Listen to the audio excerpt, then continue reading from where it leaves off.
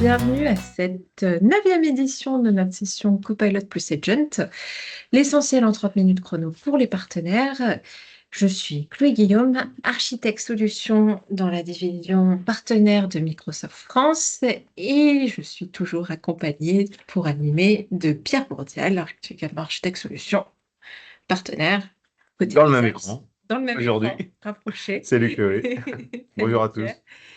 Et on va donc attaquer tout de suite avec le concept. Donc, concept, toujours 30 minutes pour vous parler d'un sujet. Aujourd'hui, 9e édition, toujours sur les agents. Et on va rappeler rapidement le fonctionnement, Pierre.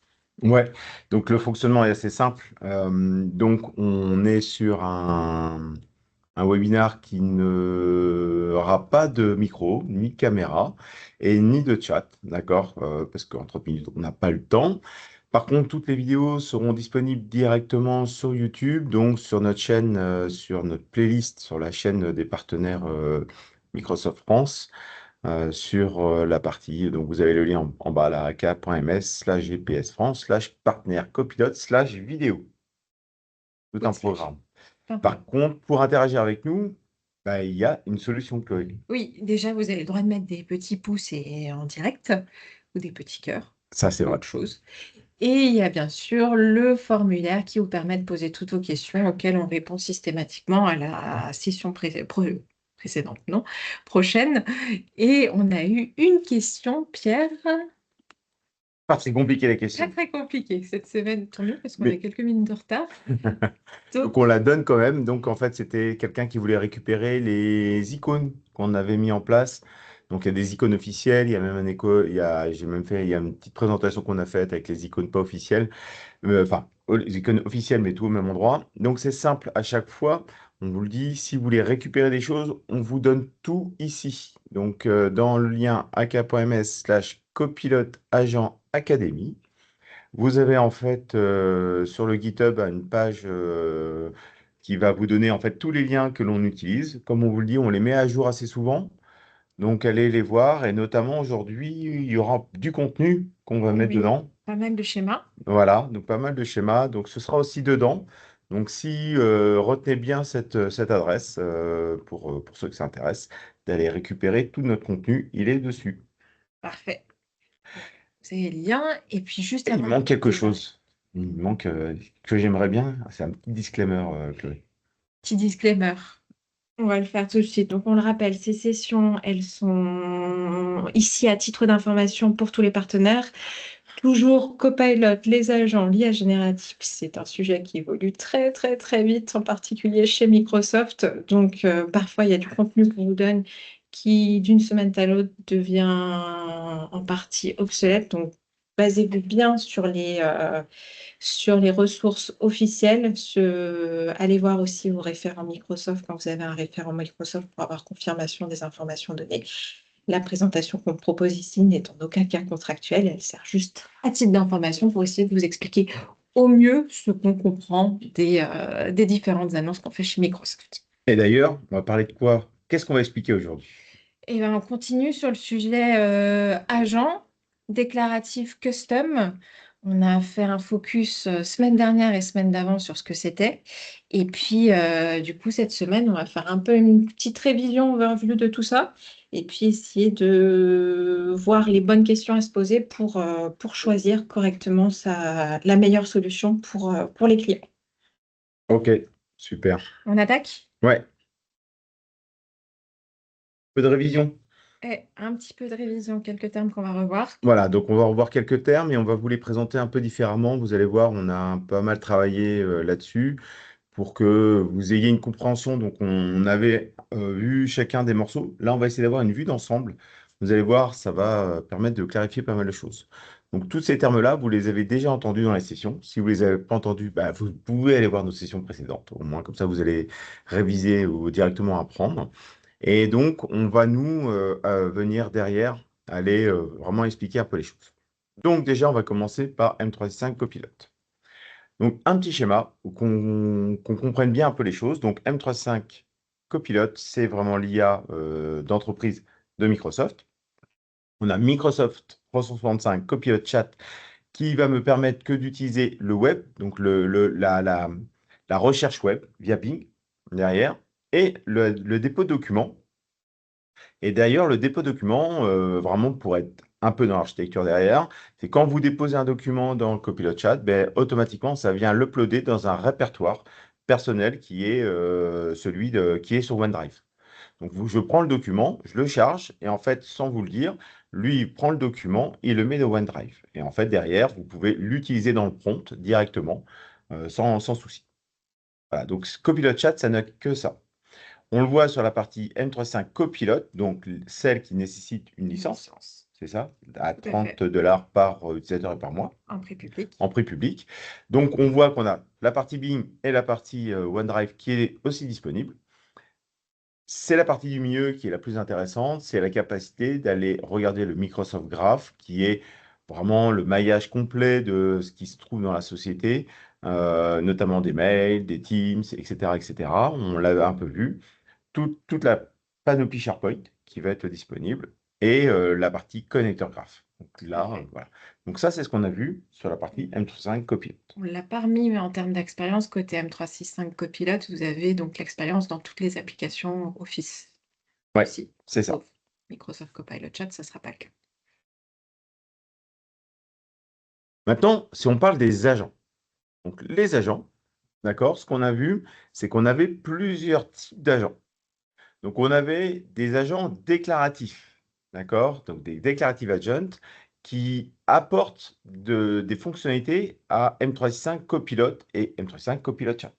Oui, il s'utilise uniquement dans un cadre M365 Copilot. Donc, ça Voilà. utilise les foundation models et l'orchestrateur de M365 Copilot. Exactement. Donc, c'est pour ça que les declarative agents, c'est sous la partie M365 Copilot. Après, on va voir ce qu'on appelle les custom engine agents, d'accord? Et on va voir là deux sous-types. On va voir ceux qu'on va utiliser en interne avec mon identifiant Entra, d'accord? Et ceux qu'on va utiliser pour l'externe avec les identifiants soit qu'on a paramétré, soit pas d'identifiant du tout. On a cette capacité-là. Et donc, à travers les channels qu'on a vus dans le Copilot Studio. Donc ça, c'est ce qu'on a vu derrière. On voit qu'il y a des petits pointillés dans la ligne M365 vers un Custom Engine Agent en mode interne. C'est cette nouvelle capacité de pouvoir déployer un Custom Engine Agent, à pouvoir y avoir accès à travers M365 Copilot. Oui, via le M365 Agent SDK. Exactement. Donc voilà, donc ça c'est des petites choses que l'on a vues et que ici on vous rappelle. Maintenant, on va aller un peu plus profond, d'accord? Et donc, derrière, on va avoir quels sont les outils pour fabriquer tout ça. Donc, en rouge, on a tout ce qui est déclarative agent. Donc, on le voit, comme tu disais, Chloé, on voit l'orchestrateur M365 Copilot, il est là. Et donc, lui, en fait, il va gérer en fait, cette partie déclarative agent. Donc, on avait vu Agent Builder, SharePoint, Copilot en mode déclarative agent. Donc ça, c'est important, hein, on le voit, c'est pas la même chose. On n'a pas la même expérience. C'est à peu près la même expérience, mais il y a des choses en moins. Voilà. Et on n'oublie pas Teams Toolkit. Et Teams Toolkit, ouais, tout à fait. Teams Toolkit en mode déclarative agent ou en mode custom engine agent. Voilà. Donc derrière, on voit vraiment là une vue d'ensemble de cette partie agentique au travers de M365 Copilot ou au travers, par exemple, Teams App, là où on peut les consommer. Tout à fait. Donc ça, c'est ce qu'on a vu dans cette partie agent. Maintenant, on va rentrer un peu plus profondément dans la partie Declarative Agent. La partie Declarative Agent, le premier que l'on utilise assez simplement, c'est la partie Agent Builder. Donc Agent Builder, c'est la capacité de pouvoir créer un agent au travers M365 Copilot où il y a marqué créer un agent. Oui, quand on est dans l'application M365 Copilot, il y a la partie créer un agent à côté et on a une interface conversationnelle où il y a le petit logo Copilot Studio. Mais attention, ce n'est pas du Copilot Studio, c'est vraiment du M365 Copilot. Et on est guidé dans la création d'un agent. C'est vraiment l'agent orienté pour les utilisateurs. Enfin, la création est faite pour les utilisateurs. Et là, on va avoir un certain nombre de fonctionnalités. Capacité à mettre des sites web spécifiques, capacité à rechercher sur tout le web, et chez nous, chez Microsoft, c'est Bing qui est derrière, capacité à aller rechercher sur des SharePoint ou accéder à d'autres sources de données via uniquement les graphes connecteurs. Ouais, là, on n'a pas toute la partie mail, machin, Non, etc. C'est que la partie connecteur que l'on a. dans les agents, oui, tout à fait. Voilà. Donc ça, on l'avait vu. Deuxième possibilité, SharePoint. SharePoint. SharePoint, Hyper simple. hyper simple, schéma très basique. L'agent est déployé sur un SharePoint et du coup, vous ne l'avez que, il a accès qu'aux données qui sont sur ce SharePoint là. Alors, il peut avoir accès à toutes les données sur le site SharePoint en question ou il peut avoir accès à un répertoire des dossiers restreints du site SharePoint sur lequel il est déployé. Il n'a Ouais. accès qu'à ça, pas d'Internet, rien du tout. Enfin, pas du web. Un autre, la partie Copilot Studio. Donc, Copilot Studio est un peu plus de choses. Et donc, on a la partie web. Et donc là, on n'est que sur la partie web générale. On ne peut pas pointer d'ailleurs sur un site web. Ça, on avait bien fait attention. Vous avez bien dit de faire attention. Dans la partie Agent Builder, on pouvait pointer sur un site web. Pour l'instant, cette fonctionnalité n'est pas disponible dans Copilot Studio. Il faut donc là, quand on marque web, c'est aller rechercher généralement les termes dans le web. La partie SharePoint, qu'on avait auparavant, la partie connecteur Power Platform, d'accord, avec les trois types de connecteurs que l'on avait vus, la partie exécution d'un Power Automate. On l'avait vu à un moment aussi donner la partie Custom Prompt, avec Oui, la partie, en fait, c'est iBuilder qui est derrière, voilà. Et une nouveauté qui est arrivée il n'y a pas très longtemps, la capacité de pouvoir aller mettre le Dataverse en mode knowledge, donc en mode connaissance là-dessus. Et donc, on a Dataverse et Dynamics 365, hein, les deux sont. exact. Et Voilà. s'il y a besoin donc d'avoir plus de détails là-dessus, il faut se référer à notre session numéro 7 qu'on a faite il y a 2 semaines. Tu te souviens des sessions? Ouais. Incroyable, incroyable. Donc voilà. Derrière, un Declarative Agent que l'on a, c'est la partie Teams Toolkit. Donc, on voit qu'on a à peu près les mêmes choses que Visual Studio. Bon, même pas du tout, hein. Qu'est-ce que je raconte? Pas du tout. Il y a plus de choses quand même, hein. Alors, c'est le La plus... partie web et web spécifique déjà. Rien que Ouais, ça, c'est il déjà est top. assez développé, Team Toolkit, ils avancent beaucoup côté groupe produit. Donc, on a la capacité à avoir des sites web spécifiques, comme ce qu'on peut avoir dans Agent Builder, par exemple. Tout le web. Et là, c'est pas que Bing. On peut aller vraiment chercher ce qu'on veut sur le web. La capacité SharePoint, les API plugins, le fameux Dataverse qui arrive là aussi, donc c'est plutôt sympa. Ouais. Et la vraie différence par rapport aux autres Declarative Agents, c'est ce qu'on va avoir au niveau du Microsoft Graph. Au niveau du Microsoft Graph, on l'a vu donc il y a 2 semaines, on a la capacité toujours des graphes d'aller chercher des choses via le graph connecteur, mais en fait, on va avoir SharePoint aussi. On va avoir quelques fonctionnalités très spécifiques à Teams Toolkit. C'est aller chercher les emails, les contenus en Teams, et aussi quand on a une organisation avec des people, on peut aller chercher cette partie people pour avoir des informations. Donc, on va plus loin de ce point de vue-là, d'un point de vue Microsoft Graph, on a plus de possibilités que dans les autres Declarative Ouais. Events à date. Donc, si on regarde un peu la vue d'ensemble, Chloé, Oui. elle est un peu monstrueuse, mais elle est comme ça. Voilà. Et écoute, par C'est rapport à ce qu'on peut voir, elle est quand même plutôt claire. Allez, On a maintenant, essayé. on a essayé de la rendre un peu plus claire en tout cas. Donc, on voit que sur la partie Declarative Agent, on voit vraiment, là, vous avez une overview de cette partie connectivité, l'interconnexion que vous avez avec M365 Copilot et comment ça peut être utilisé. On n'oublie pas le petit ligne pointillé quand on voit Copilot Chat avec la partie Declarative Agent. C'est pour qu'on a la possibilité d'utiliser les Declarative Agents au travers Copilot Chat. Et de revenez dans la partie licensing, on en a parlé, comment ça, Ouais, etc. On en a parlé. Donc voilà, on pas mal de voulait choses. bien faire attention à ça, parce que maintenant, il va falloir choisir entre les deux. Oui, et donc schéma à disposition sur le lien qu'on a mis Exactement, au tout début. tu as raison, Chloé, de le rappeler. On remettra, donc le schéma sera dans le GitHub qui sera disponible via aka.ms/copilot Académie. academy. Il y Quelque a chose quelque comme chose ça. d'autre. Il Ce est sera bon, marqué à la il est bon fin. à mettre. Oui, donc l'idée là, c'est qu'on a essayé de faire un... Peut-être que certains l'ont déjà vu chez vous, on l'a un peu modifié, de faire un petit arbre de décision pour comprendre en fait comment on se positionne quand on parle à un client. qui a, en général, il arrive et dit, bah, je veux faire du copilote. Ça me paraît super important, il me faut du copilote, il me faut de l'IA générative dans mon entreprise. Mais il va falloir cadrer un peu tout ça pour savoir bah, quel service positionner derrière, quelle licence, quelle techno aussi choisir. Et donc, on a essayé de faire une petite liste de questions qui n'est absolument pas exhaustive. C'est un Non. premier jet qui permet de diriger un peu et de s'orienter avant d'aller dans des choses beaucoup plus deep dive et plus complexes et creuser encore plus le cas d'usage. Donc, la première chose à faire en tant que partenaire, c'est déjà de comprendre bah, qu'est-ce que j'offre comme proposition de service et qu'est-ce que veut mon client?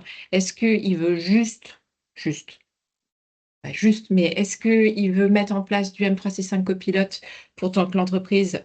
Et donc, dans ce cas-là, on va travailler sur en termes de service, sur le change management, la mise en place de la gouvernance, toute la partie sécurisation des différentes sources de données, sur les extensions via les graphes connecteurs pour intégrer d'autres sources de données. Ça, c'est vraiment une offre pure Modern Work. Après, il y a la partie plutôt agent, où là, hop, donc la première proposition, j'ai oublié de le dire, là, vous allez pouvoir vendre en tant que partenaire à la fois du service autour de cette offre-là et des licences M365 Copilot. On précise à chaque fois pour que vous sachiez aussi ce qu'il y a comme bénéfice pour vous derrière. Quand on se positionne sur une partie agent, il est moins beau que ton schéma, Pierre, je suis un peu déçue, mais bon. Mais il est En fait, compréhensible déjà. on va dire ça. Quelques questions à se poser. Déjà, la première question à se poser, quand je dis, bah, OK, il faut un agent, je veux faire un agent, c'est bah, qui sera l'utilisateur de cet agent?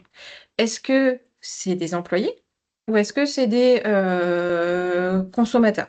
Si c'est des consommateurs, vous avez vu, employés, on est plutôt sur du copilote, ce genre de choses. Si c'est des consommateurs, on va être sur du pure Custom Engine Agent avec Copilot Studio ou de l'Azure AI Foundry. Ce que j'appelle consommateur, c'est des gens à l'extérieur À de la l'extérieur de société. l'entreprise, ouais. Ouais, Ça d'accord. sera les fameux Custom Engine Agent en mode externe, parce qu'on va passer vers d'autres cas. Si au contraire, on est d'un côté employé, en fait, là, il va falloir se demander bah, où est-ce qu'ils veulent l'utiliser, dans quel canal. Pourquoi? Parce que j'ai eu un petit bug là. Ne tenez pas compte de ce qui est écrit Copilot Studio avec orchestrateur M365 Copilot, il ne devrait pas être là. J'ai oublié de le déplacer manifestement. Ah bah alors. Ouais, il y a eu un petit couac, c'est pas grave. Donc, dans quel canal sera utilisé? Plusieurs possibilités. Copilote plus autres canaux. Si à partir du moment où il y a d'autres canaux que Copilote et d'autres que Teams, on va mettre du Custom Engine Agent. Si on est sur un côté Teams exclusivement, on va positionner un Custom Engine Agent fait avec Teams Toolkit. Si on veut l'avoir dans Teams et dans Copilot, ben on va être sur un Declarative Agent et on va être plutôt sur un Declarative Agent de type Teams Toolkit. Si on vous dit, ben en fait, moi, je veux l'utiliser uniquement dans Copilot, chose très simple, on va se dire, bah, on va pouvoir positionner un Declarative Agent. Il y a quand même quelques questions à se poser, c'est de se dire, bah, est-ce qu'il y a besoin d'un LLM ou un orchestrateur ou du fine-tuning spécifique? Parce que qu'est-ce qu'implique un Declarative Agent? Ça implique d'être sur l'orchestrateur et le foundation model de Copilot, ce qui ne correspond pas forcément toujours à tous les cas d'usage. Donc, par rapport à ça, il va falloir creuser le cas d'usage et comprendre si l'orchestrateur et le foundation model de Copilot suffisent. Si ce n'est pas le cas, si ça ne suffit pas, on va partir sur du Custom Engine Agent. Sinon, il faut se dire, bah voilà, je pars plutôt du coup sur un Declarative Agent. Maintenant, quelle licence pour savoir en termes de service? C'est ce qu'on a tout en bas à droite.